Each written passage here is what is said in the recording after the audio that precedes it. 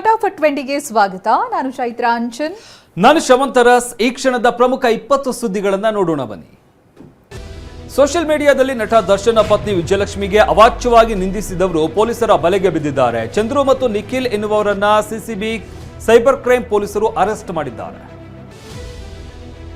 ಕಲಬುರಗಿ ಜೈಲಿನಲ್ಲಿ ಮದ್ಯ ಸೇವನೆ, ಸಿಗರೆಟ್ ಸೇದು ವಿಡಿಯೋ ವೈರಲ್ ಹಿನ್ನೆಲೆ ಕೈದಿಗಳನ್ನು ವಿಚಾರಿಸಲಾಗಿದೆ. ಕಾರಾಗೃಹ ಇಲಾಖೆ ಹೆಚ್ಚುವರಿ ಮಹಾನಿರೀಕ್ಷಕ ಆನಂದ್ ರೆಡ್ಡಿ ಜೈಲಿಗೆ ಭೇಟಿ ನೀಡಿದ್ದು ಕೈದಿಗಳ ಐಷಾರಾಮಿ ಜೀವನದ ಕೇಸ್ ಬಗ್ಗೆ ಪರಿಶೀಲಿಸಿದ್ದಾರೆ. ಡ್ರಗ್ ಮಾಫಿಯಾ ಖಂಡಿಸಿ ಚಾಮರಾಜನಗರದಲ್ಲಿ ಪ್ರತಿಭಟಿಸಲಾಯಿತು. ಭುವನೇಶ್ವರಿ ವೃತ್ತದ ರಾಷ್ಟ್ರೀಯ ಹೆದ್ದಾರಿಯಲ್ಲಿ ಕನ್ನಡ ಪರ ಸಂಘಟನೆ ಕಾರ್ಯಕರ್ತರಿಂದ ರಸ್ತೆ ತಡೆ ನಡೆಸಿದ್ರು. ಡ್ರಗ್ಸ್ ಫ್ಯಾಕ್ಟರಿ ಹೊಂದಿರುವವರ ವಿರುದ್ಧ ಕಠಿಣ ಕ್ರಮಕ್ಕೆ ಆಗ್ರಹಿಸಿದ್ದಾರೆ. ತಂಬಾಕು ಪಾನ್ ಮಸಾಲ ಬಳಕೆದಾರರಿಗೆ ಕೇಂದ್ರ ಬಿಗ್ ಶಾಕ್ ಕೊಟ್ಟಿದೆ. ತಂಬಾಕು ಉತ್ಪನ್ನಗಳ ಮೇಲೆ ಹೊಸ ಸೆಸ್ ವಿಧಿಸಲು ಅಧಿಸೂಚನೆ ಹೊರಡಿಸಿದೆ.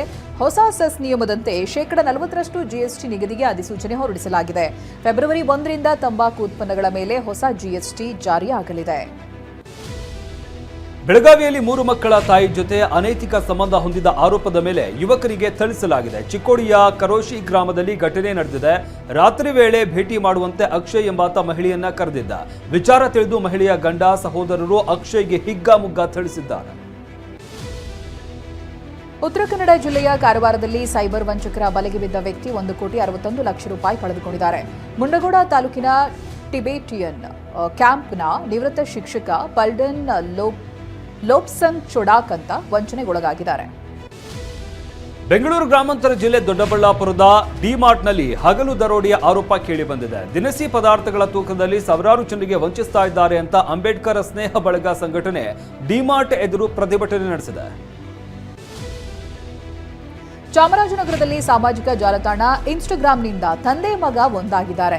ಮಧ್ಯಪ್ರದೇಶದ ಯಳ್ಳಂದೂರಿಗೆ ಕುಟುಂಬದೊಂದಿಗೆ ಕೂಲಿಗಾಗಿ ಬಂದಿದ್ದಂತ ಪ್ರೀತಮ್ ಸಿಂಗ್ ನವೆಂಬರ್ನಲ್ಲಿ ನಾಪತ್ತೆಯಾಗಿದ್ರು. ಅವರನ್ನ ವೃದ್ಧಾಶ್ರಮಕ್ಕೆ ಸೇರಿಸಿ ಪೊಲೀಸರು ಇನ್ಸ್ಟಾಗ್ರಾಂನಲ್ಲಿ ಮಾಹಿತಿ ಹಂಚಿಕೊಂಡಿದ್ರು. ವಿಚಾರ ತಿಳಿದ ಮಗ ರಾಜೇಶ್ ತಂದೆಯನ್ನ ಕರೆದುಕೊಂಡು ಬಂದಿದ್ದಾರೆ. ಧಾರವಾಡದಲ್ಲಿ ನಡೆದ ಮರ್ಯಾದಾ ಹತ್ಯೆ ಪ್ರಕರಣ ಖಂಡಿಸಿ ಬಾಗಲಕೋಟೆಯಲ್ಲಿ ಪ್ರತಿಭಟನೆ ನಡೆಸಲಾಯಿತು. ಡಿಸಿ ಕಚೇರಿ ಮುಂದೆ ದಲಿತ ಸಂಘರ್ಷ ಸಮಿತಿ ಕಾರ್ಯಕರ್ತರು ಪ್ರತಿಭಟಿಸಿದ್ರು. ಇದೊಂದು ಹೇಯ ಕೃತ್ಯ, ಆರೋಪಿಗಳಿಗೆ ಗಲ್ಲು ಶಿಕ್ಷೆ ವಿಧಿಸಿ ಅಂತ ಡಿಸಿ ಮೂಲಕ ಸರ್ಕಾರಕ್ಕೆ ಆಗ್ರಹಿಸಿದ್ದಾರೆ. ಬೆಂಗಳೂರಿನಲ್ಲಿ ಚಾಲಕನ ನಿಯಂತ್ರಣ ತಪ್ಪಿ ಕಾರು ಗುಂಡಿಗೆ ಬಿದ್ದ ಘಟನೆ ನಡೆದಿದೆ. ಶೇಷಾದ್ರಿಪುರಂನಲ್ಲಿ ಕೆಪಿಟಿಸಿಎಲ್ ಕಾಮಗಾರಿ ನಡೆಯುತ್ತಾ ಇದ್ದು ಗುಂಡಿ ತೋಡಲಾಗಿದೆ. ವೇಗವಾಗಿ ಬಂದ ಕಾರು ಗುಂಡಿಗೆ ಬಂದು ಬಿದ್ದಿದ್ದು ಜಿಎಸ್ಟಿ ನಿವೃತ್ತ ಆಯುಕ್ತ ರವೀಂದ್ರನಾಥ್ ಗಾಯಗೊಂಡಿದ್ದಾರೆ. ನ್ಯೂಜಿಲೆಂಡ್ ಕ್ರಿಕೆಟ್ ತಂಡವು ಭಾರತ ಪ್ರವಾಸ ಕೈಗೊಳ್ಳಲಿದೆ. ಇದೇ ಜನವರಿ 11ರಿಂದ ಏಕದಿನ ಸರಣಿ ಆರಂಭವಾಗಲಿದೆ. ಮೊದಲ ಪಂದ್ಯವು ವಡೋದರದಲ್ಲಿ ನಡೆಯುತ್ತಿದೆ. ಹೀಗಾಗಿ ಮೊದಲ ಪಂದ್ಯದ ಟಿಕೆಟ್ ಮಾರಾಟ ಪ್ರಾರಂಭ ಮಾಡಲಾಗಿದೆ.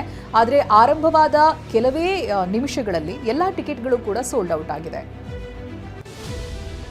ದಕ್ಷಿಣ ಆಫ್ರಿಕಾ ಟಿ20 ಕ್ರಿಕೆಟ್ ಟೂರ್ನಿಯಲ್ಲಿ ಸತತ 6 ಸಿಕ್ಸರ್ ದಾಖಲಾಗಿದೆ. ಮುಂಬೈ ಇಂಡಿಯನ್ಸ್ ಕೇಪ್ ಟೌನ್ ವಿರುದ್ಧ ಪಂದ್ಯದಲ್ಲಿ ಪ್ರಿಟೋರಿಯಾ ಕ್ಯಾಪಿಟಲ್ಸ್ ತಂಡದ ಡೆವಾಲ್ಡ್ ಬ್ರೆವಿಸ್ 17ನೇ ಓವರ್ನ ಅಂತಿಮ 2 ಎಸೆತಗಳಲ್ಲಿ ಸಿಕ್ಸರ್ ಸಿಡಿಸಿದ್ರು. ಶೆಫರ್ಡ್ ರುದರ್ಫೋರ್ಡ್ 18ನೇ ಓವರ್ನ ಮೊದಲ 4 ಎಸೆತಗಳಲ್ಲಿ ರುದರ್ಫೋರ್ಡ್ ಸಿಕ್ಸರ್ ಬಾರಿಸಿದ್ರು.